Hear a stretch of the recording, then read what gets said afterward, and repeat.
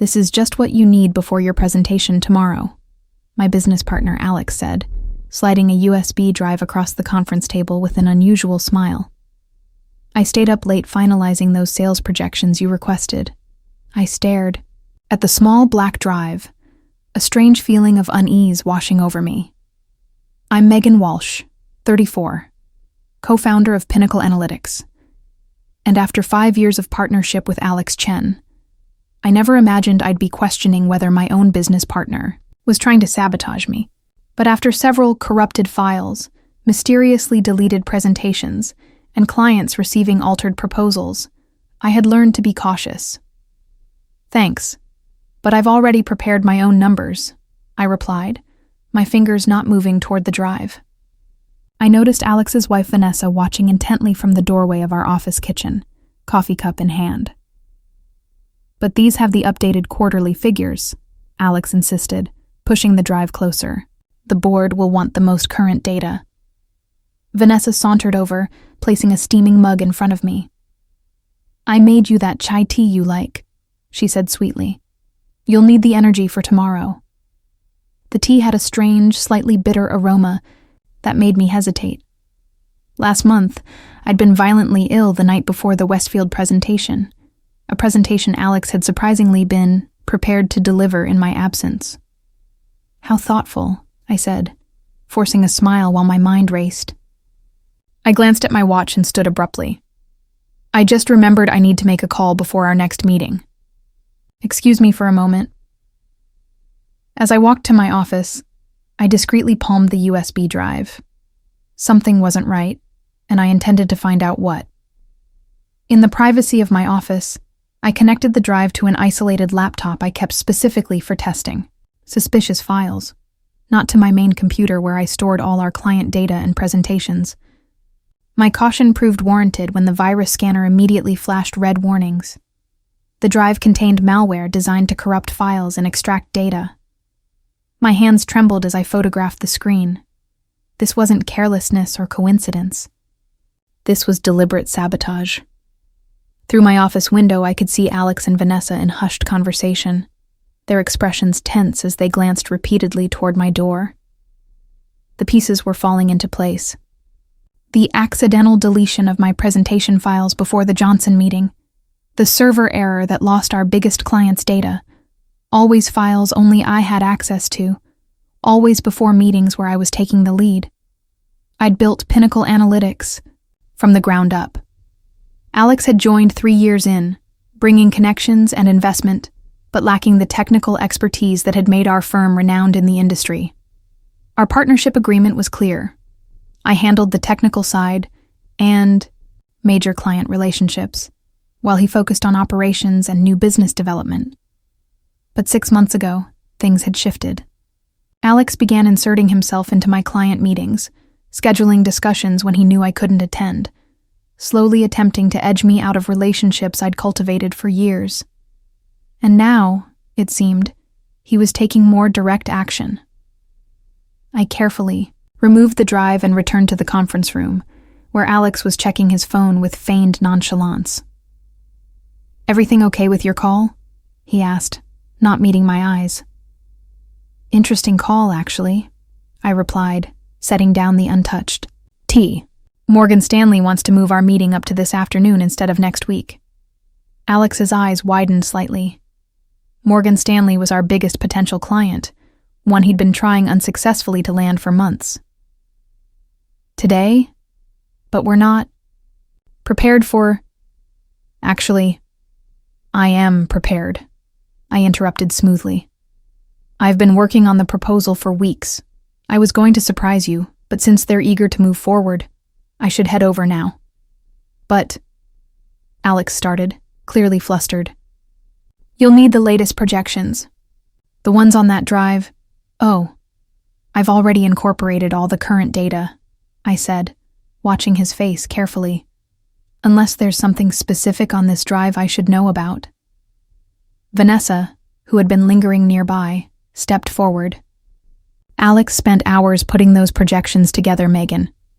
The least you could do is take a look before your meeting." Her insistence confirmed my suspicions. I picked up the drive, turning it over in my fingers thoughtfully.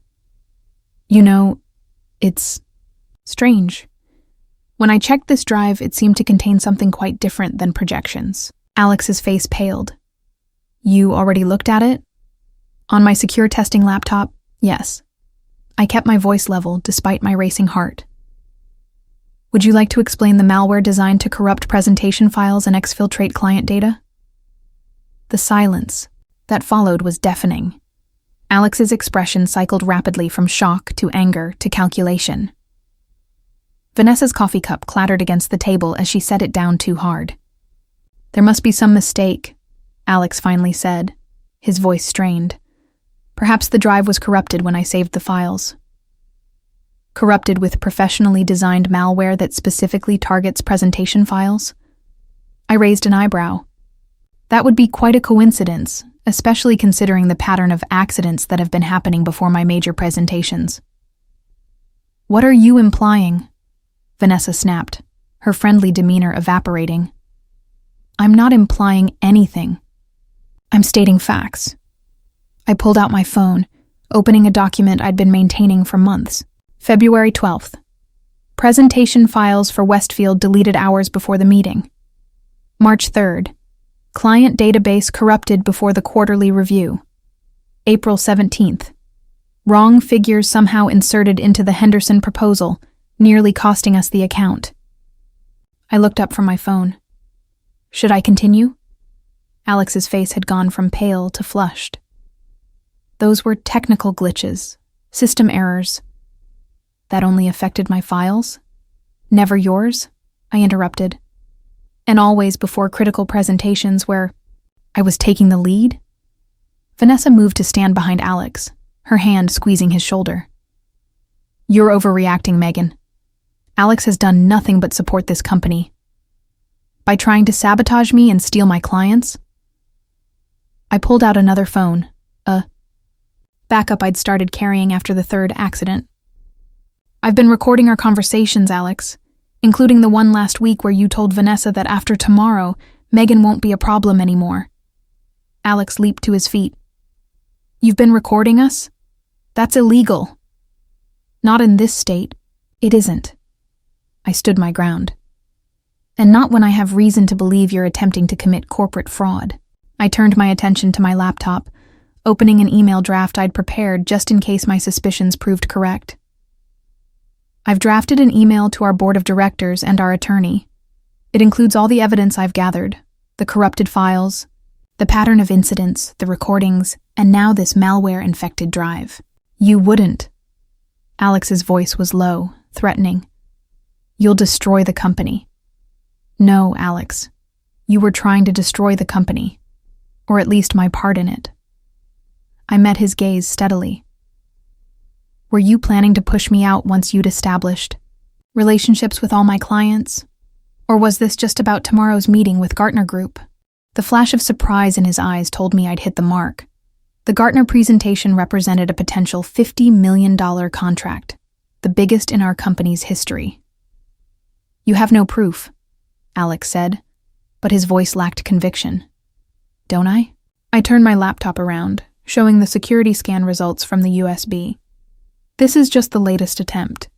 But I've been documenting everything for months, creating backups, recording conversations, setting up security alerts on my files. Vanessa grabbed Alex's arm.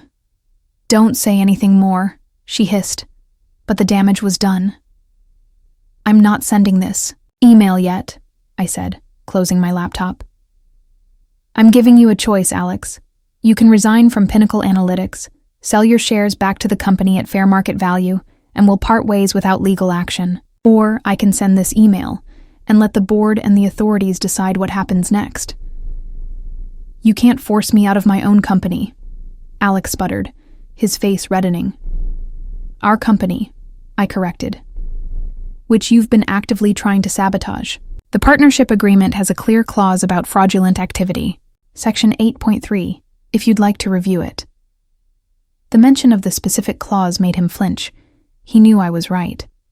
Our attorney had insisted on robust protections when we drafted the agreement, including provisions for forced buyouts in cases of misconduct. This is blackmail, Vanessa interjected, her eyes flashing. No, it's consequence, I replied calmly. And a generous one, considering the alternative. The door to the conference room opened, and our office manager appeared. Sorry to interrupt, but Morgan Stanley is on the line. They want to confirm your meeting this afternoon, Megan. The timing couldn't have been more perfect. I nodded. Tell them I'll be there at 2. As the door closed, Alex slumped back into his chair. The fight seemed to drain out of him as the reality of his situation became clear. You planned this, he said, his voice hollow. You made up the Morgan Stanley meeting to trap me. I did no such thing, I replied.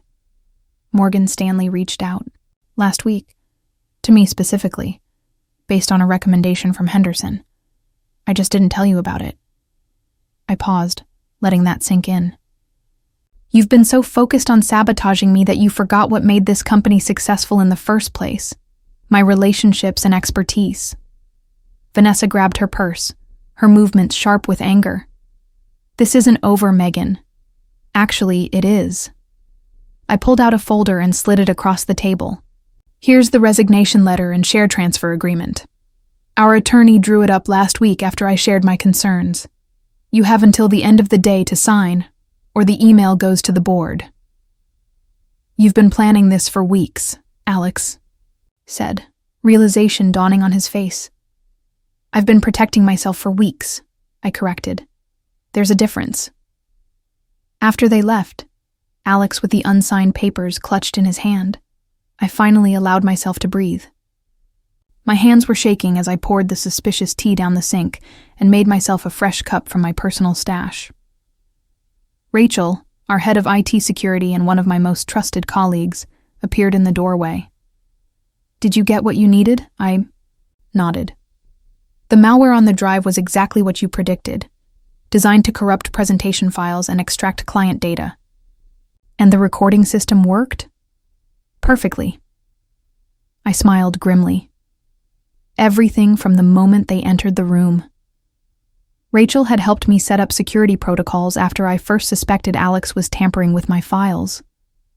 Together, we'd created a secure backup system and installed recording devices in the conference room, all legally, all with proper documentation of suspected corporate espionage. Do you think he'll sign? Rachel asked. He doesn't have a choice. I sipped my tea. His fingerprints are all over that malware, literally and figuratively. The code signature matches other accidents we've traced back to his computer. By the end of the day, a courier delivered the signed resignation and share transfer. Alex had made the right decision. Or perhaps Vanessa, always the more pragmatic of the two, had forced his hand. The Morgan Stanley meeting went brilliantly. Without the distraction of worrying about sabotage, I was able to present our capabilities with confidence and clarity. They signed a letter of intent before I left their office. The next few weeks were a whirlwind of activity. I restructured the company leadership, promoting Rachel to Chief Security Officer, and bringing in a new COO who shared my vision for the company's future. We implemented enhanced security protocols and transparency measures throughout the organization.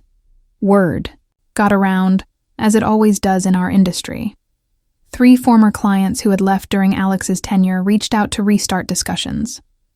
Apparently, they'd been uncomfortable with his aggressive tactics and misleading promises.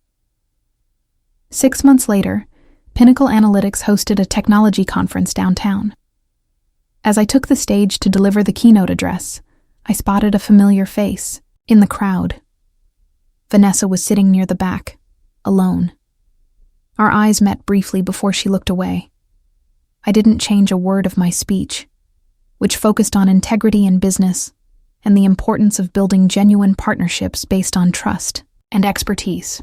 The irony wasn't lost on me, or, judging by her expression, on Vanessa.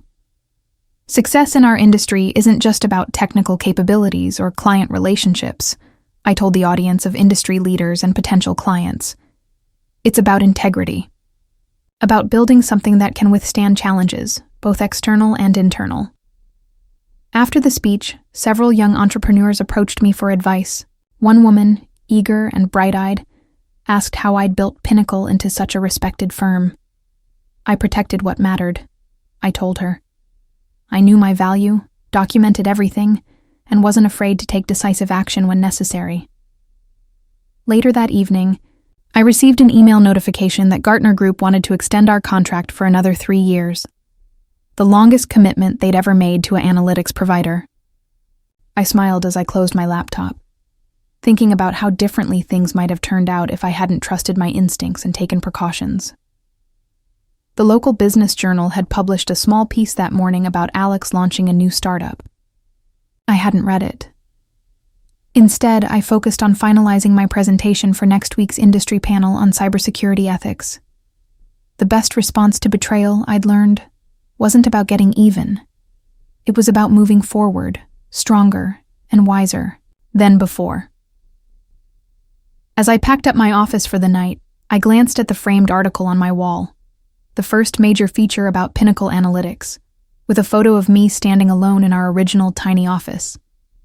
Soon, that article would be joined by others, chronicling our expansion into new markets, our industry recognition, our growing team of experts.